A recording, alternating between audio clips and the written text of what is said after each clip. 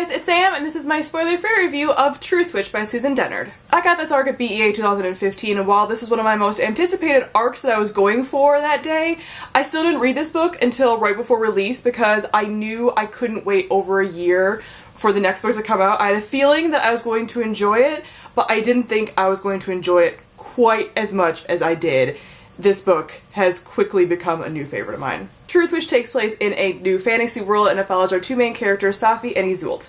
In this world there is a thing called witchery, which is basically the word for their magic, and so there are different kinds of witches. Safi is a truth witch and Iseult is a thread witch. Being a truth witch is extremely rare and sought after, so Safi has kept this a secret from most people for her entire life. Only a few people, including Iseult, know about this. Until one day the truth about Safi's truth witchery gets out and everything kind of takes off from there. First off, let me start off with the world building. The world building, I think, is the weakest point in this book. It felt a little clunky and it pulled me out of the story at a lot of points, especially towards the beginning. There's a giant map in the front that outlines this fantasy world and the different empires and stuff, but there's so much going on as far as the different empires, as far as all the political maneuvering. There's a ton of characters that are introduced at the very beginning, and as far as the witchery and how that even works and what that even means and what the different witches can do, that is all kind of dropped in at the beginning. I wouldn't say that there's too much world building, it's just that we're dropped into it without much explanation and you're kind of just left to just go with it as things are going on, and so there isn't much time for the characters to kind of sit back and explain to you what all this means and who is connected to who, and there's a lot of different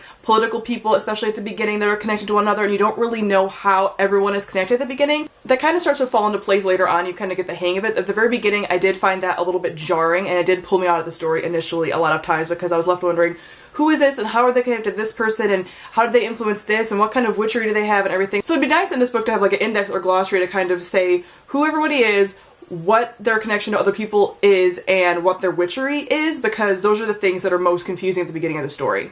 The one nice thing that I do love though is there are some unique fantasy creatures in here. I love unique fantasy creatures. Obviously I love like dragons and the typical fantasy creatures, but when you have a unique one thrown in, and there were a couple of them mentioned in here, that really brings me a lot of joy. So the fact that there was a brand new fantasy creature we were learning about was really cool. Next, let me talk about the characters. I am so in love with all of the characters in this book. I cannot even express to you how instantly I was attached to them. I think the very first scene that we have with Safi and Iseult, I was so in love with them. I don't know what it was, instantly I was attached to them. They are two best friends, and friendship is a huge theme throughout this book, not just with the main characters, but with everybody else as well, and I was so obsessed with them. We technically get 4 perspectives in this book, Safi and Iseult, and then 2 other characters, both of whom I also love as well. I have not had an ensemble cast like this that I've loved so much since Six of Crows in the Gersha trilogy. So that is really setting a high standard, I know, but I can't even really pick a favorite among them. I actually try to think like, okay, who's my favorite character? And I really can't pick one. There are some that I kind of lean towards a little more than others, but again, at different times, different ones fall into my favorite character category, and I just adore all of them. Safi and Iseult have a great friendship, and they are 2 very different characters, and they have very different personalities, and I love both of them for that. Both of them are stubborn, but in different ways, and they kind of work off of each other and balance each other out really well. There's another character, Merrick, who is an amazing character. He is a sailor. He comes from like a sailing nation, and so basically, whenever I hear sailor, even if they're not pirates, I think pirate. Like instantly, that is exactly what I think. I don't care if they're like actually doing it legitimately. I'm like, oh, pirate. That's just what I envision in my head. So I adore him. He has a bit of a temper. He is a wind witch. So it just kind of goes with the territory, and I just adored learning about him as well. Then we have another character who I initially thought was going to start as a villain, and now I'm not sure if they're going to be an anti-villain, an anti-hero. I'm not sure, but he is amazing as well. I was not expecting to like him at all when I first saw and heard about him. I was not sure. I was like, oh, here we have our villain, but that's the thing about the story, is the thing that you think is going to be the main plot point or the end game or anything, it constantly is changing. So what you think from the beginning of the story is going to be the main focus, it completely has been turned on its head 3 times by the end of the story, and it's a completely different direction and you don't even know what's going on. So his character is one of those things, and I love him as well so much. Again, I can't even pick a favorite character. And also some of the side characters are great as well, and they have amazing backstories as well, and they're fully fleshed out, and they all have these different motivations, and there's tons of things going on. I adore all of them.